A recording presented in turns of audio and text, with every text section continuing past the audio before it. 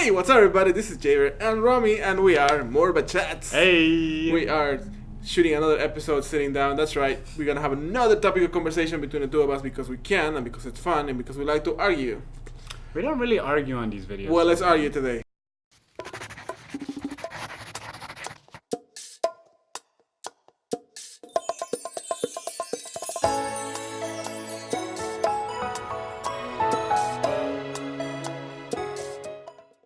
Today we're gonna actually talk about competitions. Yay! Competitions in the dancing world. So there's been a few competitions happening here and in the scene not too long ago, and there's actually a lot of competitions happening everywhere on different levels, starting with amateur competitions to just your standard Jack and Jill to all the way up to the World and Dance Cup or other bigger events that are actually testing the better, more advanced, more seasoned dancers. Mm-hmm. So one thing that I wanted to talk about was how do you judge somebody and give them a value on their creativity, Mm-hmm. because that's being a big topic of conversation. A big issue is that you're always trying to quantify creativity, and you can't. It's like, you know, when you take an art class and you submit it in, the quality of it is subjective. The teacher can tell you this sucks, or he can be just like, you did it, and that's, you know, you get the grade for just doing it, because ultimately anything is art. Mm-hmm. And anything comes with the creativity. And as a dancer, it's the same way. You are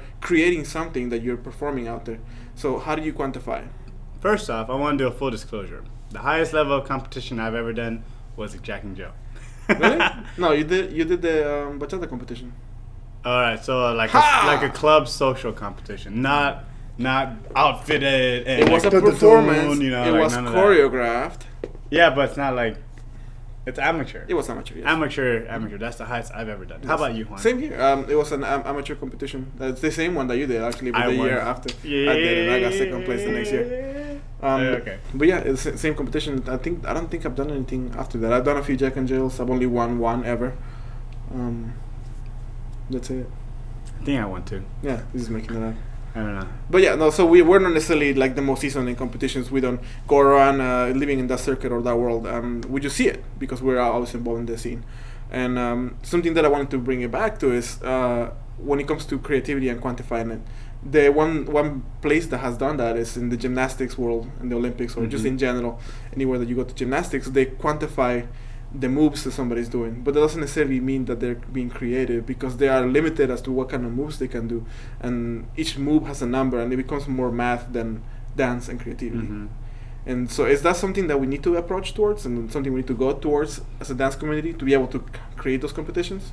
Well, I think first off, we already have those competitions, but there's no clarity in how the competitions are judged. Mhm. I think that's what you're trying to get to, really, Juan. Part of it, yeah. Because But even those are not necessarily at that level. That they're not. Every move doesn't have a value point. To it. that is true. The closest I've been to is where I've seen college clubs compete against each other, and there are the categories of creativity, technique, and stuff like that. But like you're saying, there's no actual point system, at least none that the audience can know, or me as a viewer can know exactly how do you get so and so amount of points of technique? How do you get so many points in creativity? Mhm. There isn't really. I feel like it's very subjective to the specific judges, and then what quantifies the judge to be a judge too. Comes into. Would you imagine question. how that would happen if in the future the dance becomes an Olympic sport, for example, Mhm. and you have commentators saying like, "Oh my God, they just missed that turn. That's 2/10 of a point deduction right there." I think that'd be pretty cool though, because you know what you're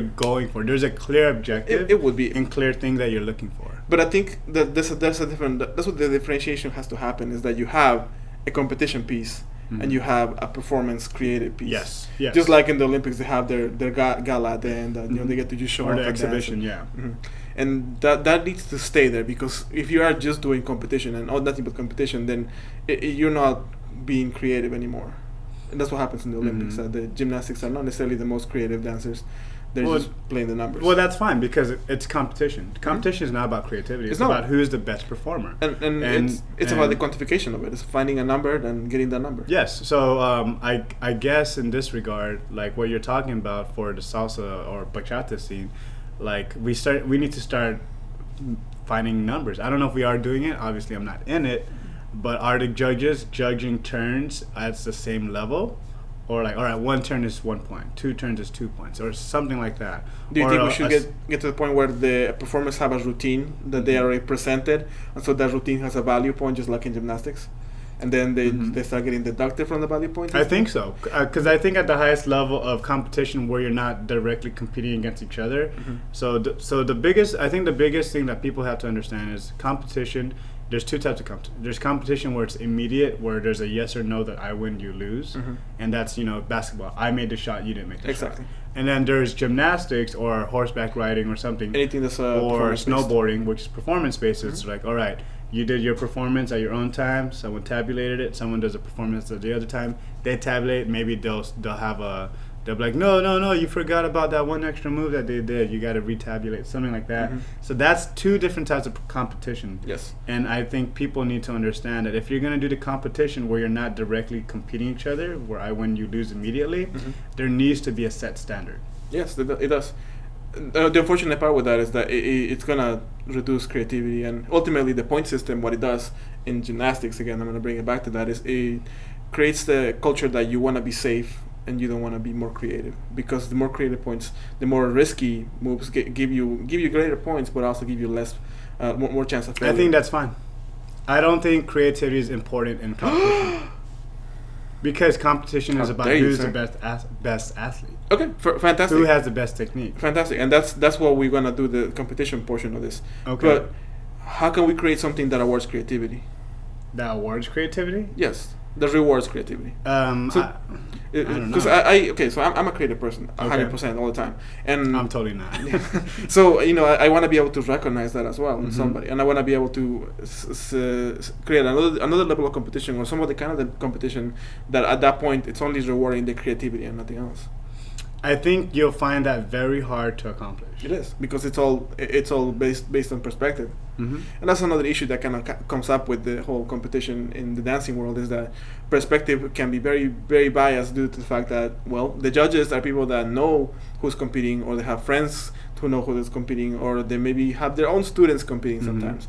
And the judging system, because we don't have a point-based system, it becomes more of like, I think they did good, and you give them more remarks, more points, because you can't really justify that they didn't in the other end. Yeah, well, in that regard, like, my question was, how do you quantify a judge, right? How is a judge worthy of being a judge? Exactly. Do they get training? There is no professional trained, as far as I know, dance judge in the Latin dancing where world. It's just judging, right? Yes. There are always people who are experienced performers. Exactly. I think for that, you may have to create like some type of organization where you take courses on how to study stuff. Like, I think for everything we need to create an organization when you get to that point. The World Latin Dance Organization. Like they're the biggest names right now, right, in the U.S. at least for competition, World Latin Dance Cup. That is not what I'm talking about. Like beyond that, like the Federation of Football, for example, or the NFL or the NHL. That is like a big or overarching body that governs the entire sport, more or less. So there needs to be something like that for the Latin dance world as well, if we want to get to that point. Yes, and then you need to be able to find the people who are willing to be the strict people, who are not like, oh, those are my homies, those are my friends.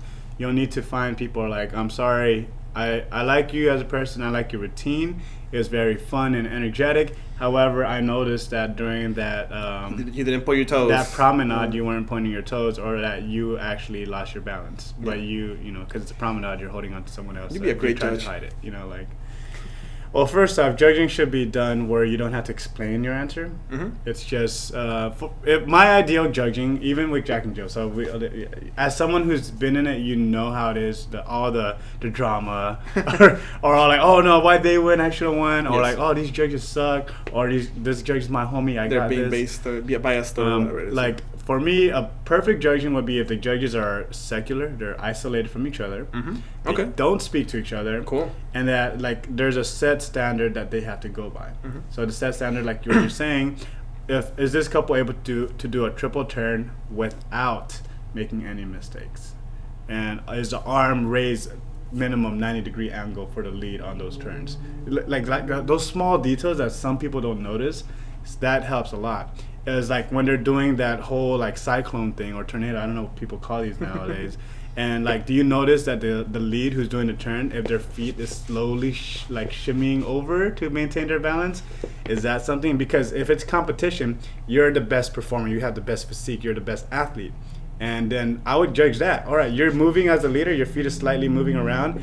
You may not be the strongest person to be doing that, and boom, you just lost some points. So, the only issue with that is that at this point you are not creating a standard way of how things should be done, and that doesn't exist in the Latin world. You can talk to some of the biggest instructors out there, and they'll tell you three different things on how to lead a crossbody lead, and all three of them completely different, and they're not wrong. Yeah, they're just their style. Well, that's fine, because like my example was just having the judges isolated and knowing what the standard is. Yes. So and, for each and competition, could too. Have each different standard, like you're saying. So all right, competition A, every judge agrees they're looking for this certain level of height, whatever. Fine, all the performers or competitors know that. Competition B, there's a different emphasis. All the competitors know that, and that's fine. It's just that everyone needs to know what the standard is. Yeah, and that does. But again, that inhibits creativity just a little bit. Competition doesn't matter, bro. It doesn't matter, bro. That's how it is. Creativity is cool in terms of, like, I guess how you transition between the moves you have to do to get those points. Like you say in gymnastics, there's different slight variations that are happening, but they're all essentially doing the double helix right turn, whatever. Double helix, that's not a real move. Oh, helix is a real move. Yeah, sure. Double helix, something. So but you get what I'm saying. Get what I'm saying. Yeah, I do, and that's why competition is probably not gonna get to that anytime soon, because dancers, most of us, except for Romi, actually like to be creative and I like to enjoy the creativity. No, I have a lot of creative fun when I'm social dancing. If you've ever seen me social dancing, I am, for lack of a better word, I am fucking around. Like I am jumping, I am like throwing some random like da, and then I can look like a fool. I don't care. That's where my creative moments happen. Yes. But if it's a competition piece, that's like for me, competition is athletes. Athletes. It's a whole different mentality, and that's the way it should be. And that's what we need to get to. If we're ever gonna take these competitions in the dancing world, Latin dancing world, seriously, is we gotta make that difference between those two. And so like I'm gonna be competing, so I'm gonna be focusing on these things, or I'm gonna just be performing and showcasing. So I don't have to worry about those things anymore. It's all about creativity, and those two can coexist, but they have to be differentiated. You can have both. And then we've been talking about the highest level of competition where there could possibly be like a standard that the judges have and performers have to, or competitors have to stick to. But what about the local level now? The local Jack and Jill that's just pure amateur. Are you do you want that to become full competition where there's no creativity? Because I feel the whole thing about Jack and Jill is about the creativity that you're talking about. It can be. It depends on how it's framed and the fun aspect of it. But I think the biggest issue that competitions have, especially the smaller ones, is that they don't set that information ahead. They tell you, oh, this is gonna be a pro-am, but they don't tell you, are you judging the pros, the ams, both of them together? What's the standard? Technically, if it's a pro-am, you should be judging the amateur. Yeah, that's how it should be. That's how it is in the highest Bring it level. to the ballroom world, and that's how it is. Exactly. And so the same thing with Jack and Jill. So like, you sign up for a Jack and Jill for a salsa event, and they play merengue and cumbia, and then you're like, I don't know what I'm doing, but it's part of the competition. What are you actually? You gotta tell people ahead of time. What are we judging these people on? Are they having fun? Then yeah, fuck it, go nuts. Just do your own thing. Or are you actually following technique? And it is a more serious Jack and Jill, which does happen. Yeah. As long as you put that information out there, it should be fine. On a caveat note, on Jack and Jills, I hate it when events have long ass Jack and Jills. If as this is a side topic, but if you have a Jack and Jill at a club or a social and you're taking 30 minutes to 45 minutes of the dancer's time to socialize, you done fucked up. What if somebody tells you this is gonna be a Jack and Jill for like 2 hours long, and you're signing up to go to watch that Jack and Jill because for whatever reason they may be like the professional Jack and Jill, and they tell you this is gonna be for 2 hours. That's long. fine. Yeah. Don't make it part of the social. Yeah. That's because when you're doing it like that, it's framed an as actual competition show, But if you're taking social time, you done fucked up.